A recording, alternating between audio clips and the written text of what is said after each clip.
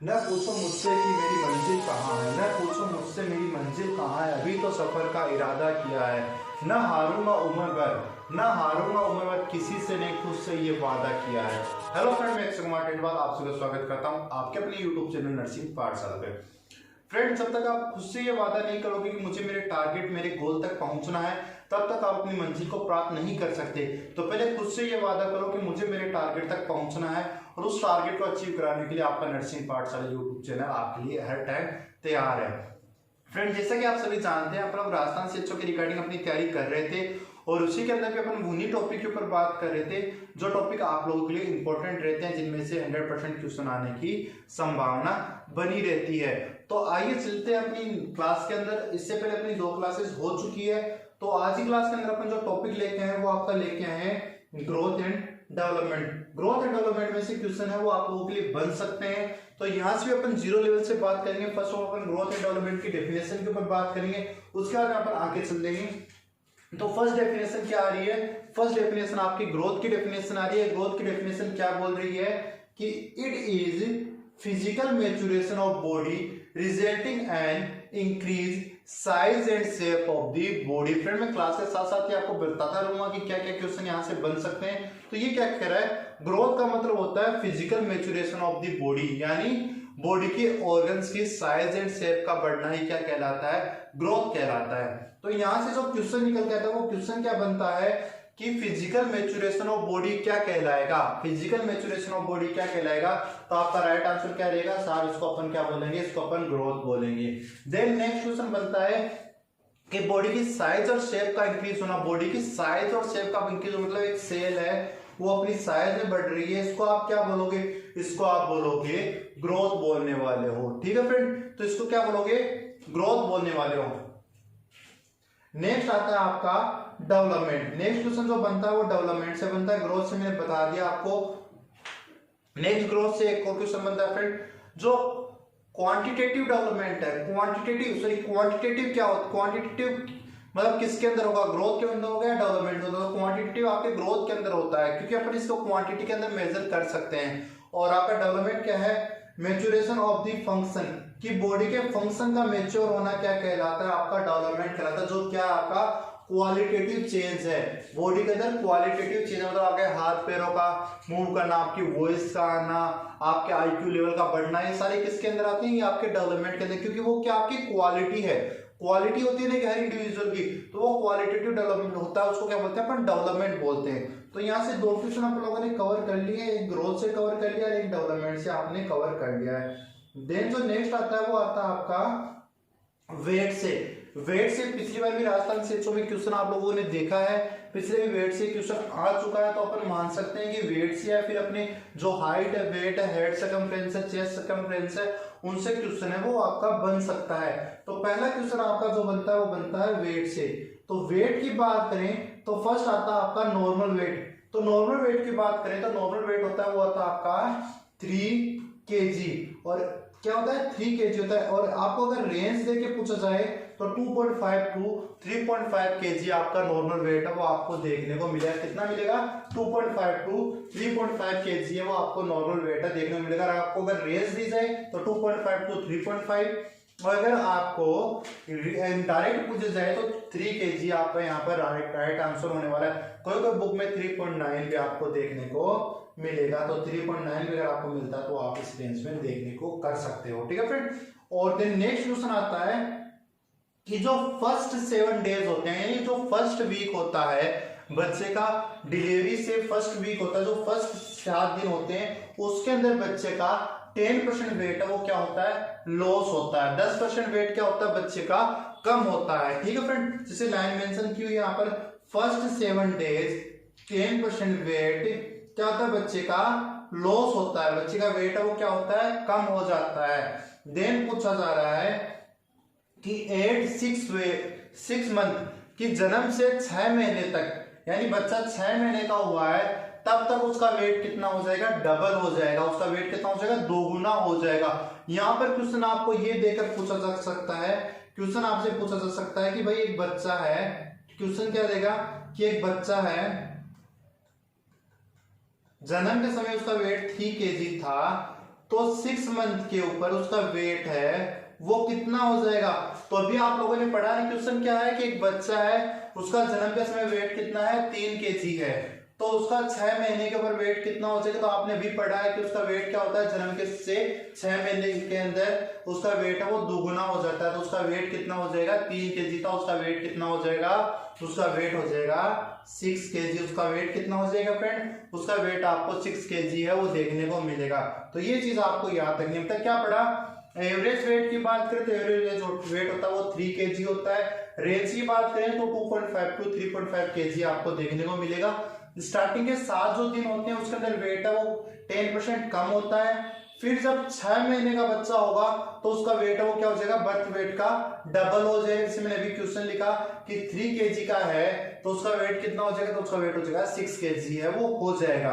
Then बात करते हैं कि बच्चा अगर 1 साल का है, बच्चा अगर 1 साल का है तो उसका वेट कितना हो जाएगा, उसका वेट हो जाएगा ट्रिपल।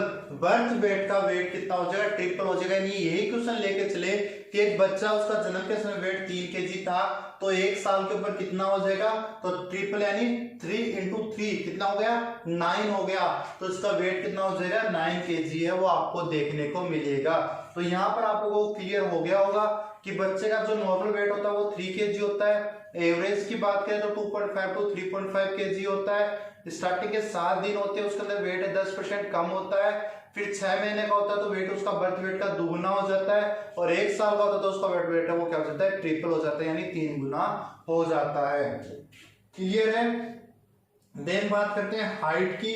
तो जो नॉर्मल हाइट होती है वो होती है आपकी 50 सेंटीमीटर होती है। कि बच्चे की जो नॉर्मल हाइट होती है एट द बर्थ हाइट होती है उसकी कितनी होती है 50 सेंटीमीटर आपको हाइट देखने को मिलेगी। और रेंज की बात करें तो रेंज आपके लिए रहने वाली है 45 से 55 सेंटीमीटर वो आपकी रेंज है वो रहने वाली है। ठीक है फ्रेंड।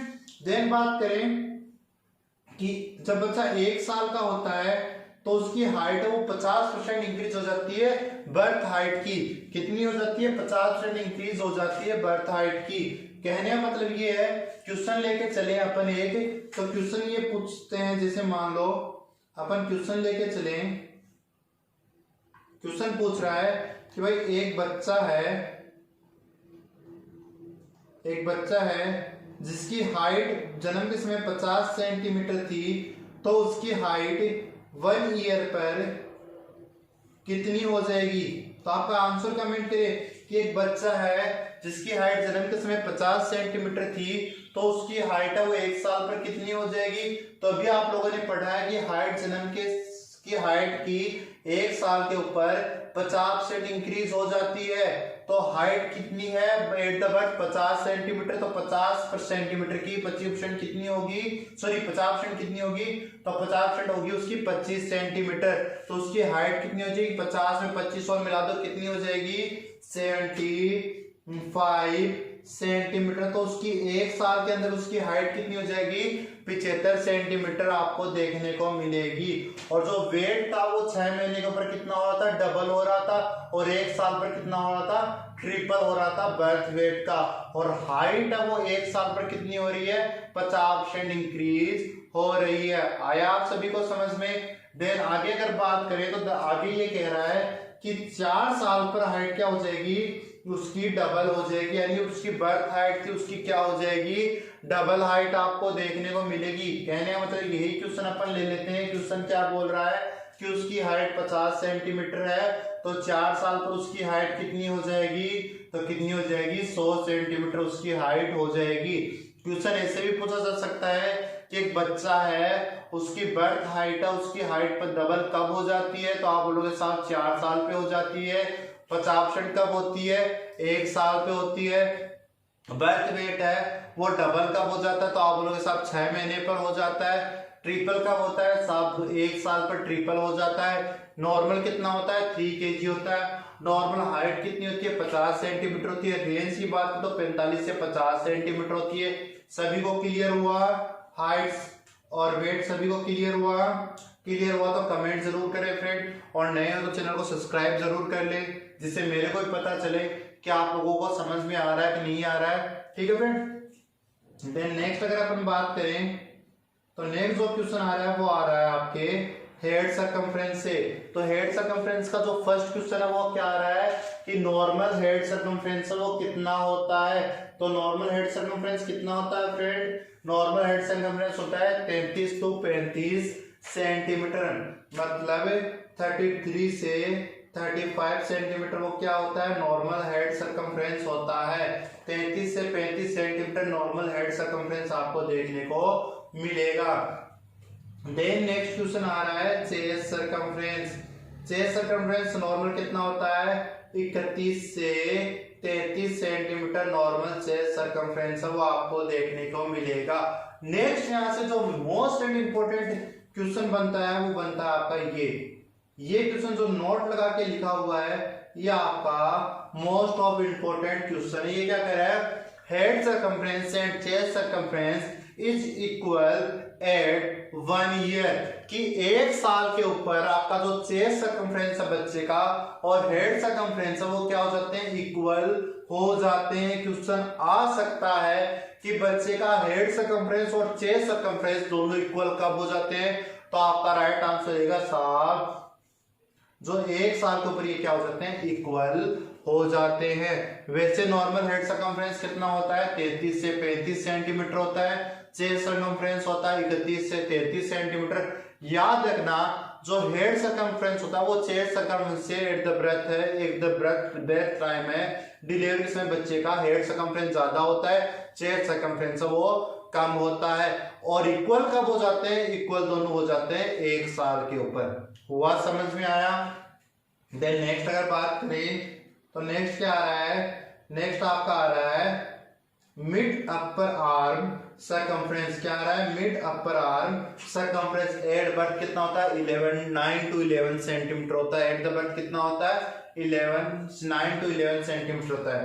देन नेक्स्ट जो क्वेश्चन आ रहा है वो आ रहा है केएमसी से, यानी केएमसी यानी कंगारू मदर के। पिछली बार राजस्थान सीएचओ में क्वेश्चन आ चुका है। तो पोजीशन की बात करें, place the baby between mother breast, कि बेबी को कहां पर प्लेस करना है, जो मदर के ब्रेस्ट होते हैं उन दोनों के बीच में प्लेस करना है, और क्या करना है, बच्चे को अपराइट पोजीशन देनी है। तो ये चीज आपको याद रखनी है। ड्यूरेशन की बात करें तो 1 से 3 घंटे इसकी ड्यूरेशन होती है, 1 to 3 आवर्स इसकी क्या होती है, ड्यूरेशन होती है। और मिनिमम पूछा जाए तो मिनिमम यहाँ पर 1 आवर्स नहीं होगा फ्रेंड, मिनिमम का क्वेश्चन आंसर जाएगा 30 मिनट के लिए। कंगारू मदर केयर है वो एक बार में आपको 30 मिनट तक तो देनी ही है। तो आपका आंसर किसके पास जाएगा, 30 मिनट के पास आपका आंसर है वो चला जाएगा। देन नेक्स्ट अगर अपन बात करें तो नेक्स्ट क्वेश्चन बन रहा है आपका ब्रेस्ट फीडिंग से। ब्रेस्ट फीडिंग से फर्स्ट ऑफ ऑल जो क्वेश्चन बनता है वो ब्रेस्ट फीडिंग के टाइप से बनता है, कि ब्रेस्ट के टाइप से बनता है कि ब्रेस्ट कौन कौन सा होता है। तो फर्स्ट बात करें जो फर्स्ट ब्रेस्ट आप मदर की निकलता है डिलीवरी के समय वो आता है कोलेस्ट्रम, जो कितने दिन तक सीक्रेट होता है, 3 to 4 डे, डिलीवरी के 3 से 4 दिन तक ये ब्रेस्ट मिल्क है वो सीक्रेट होता है, कौन सा, कोलेस्ट्रम।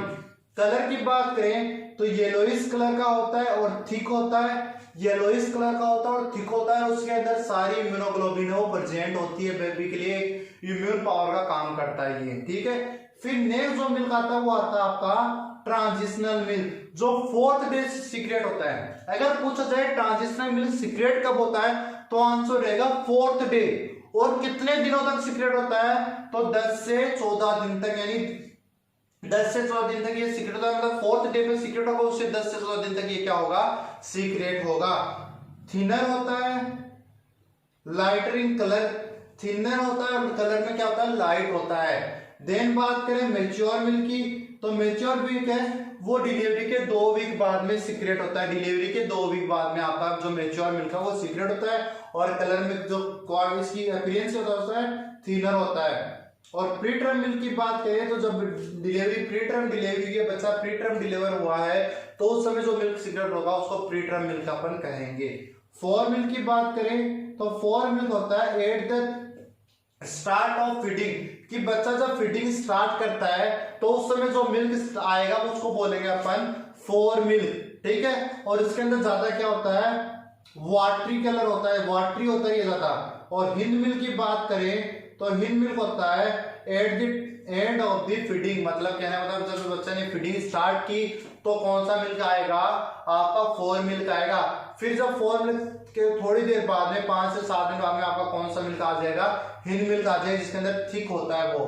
ठीक है, अगर नॉर्मल डिलीवरी हुई है तो डिलीवरी होते के 1 घंटे के अंदर अंदर अपन बच्चे को ब्रेस्ट फीडिंग है वो स्टार्ट कर देंगे। डिलीवरी होने के 1 घंटे के अंदर अंदर अपन जो ब्रेस्ट फीडिंग है वो स्टार्ट कर देंगे। किसके अंदर, नॉर्मल में। अगर सिजेरियन सेक्शन हुआ है तो 3 से 4 घंटे बाद अपन जो ब्रेस्ट फीडिंग को स्टार्ट करेंगे।